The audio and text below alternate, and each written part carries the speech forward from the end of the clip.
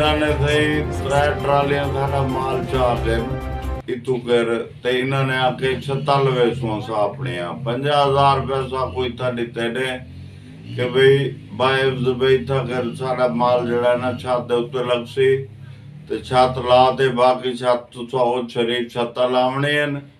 ते उठा कर तुम्हारे जड़े बाकी पैसे कटी थे दे लाहौरिया कोलो से चाहते हैं 6 ट्रालियां 3 ट्रालियां इन्होंने सटियन आमनपुर ते 3 ट्रालियां इन्होंने मानते उच जड़ी मर्जी जात लुका देते ने जिले असा इतना काम अपना मुकम्मल कर गए शाह साहब को आके से भी शाह साहब बकाया जड़ा माल है ऐसा को दो तुम्हारी छत लो इन्होंने कोई माल वापसी साकू नहीं किया 3 यानी हफ्ते ही नगवाद रह गया अगू तो छत वेच दी ने माल लुकाई रखे ने किले ने किता 3 साल थे गए पूरा सब माल ने वापसी नहीं किया बाकी जड़ा चक्कर है स्टाम्प पे यहाँ लाओ पेपर वाला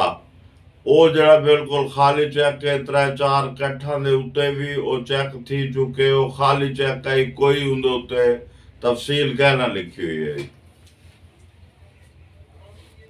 इन्होंने सारे को टाउन भी शाह साहब अनायत शाह साहब ने गिन गिते बाकी जैली यानी उत्ते अपनी कार्रवाई करते अगूते जड़ा कुछ करे करे ना दे उन्हीं मर्जी लेकिन असा ही चीज दे अल्फन बयान देने जितना था गिन जुले तो जुलन के तैयार है ठीक है बाकी 5-4 कट थे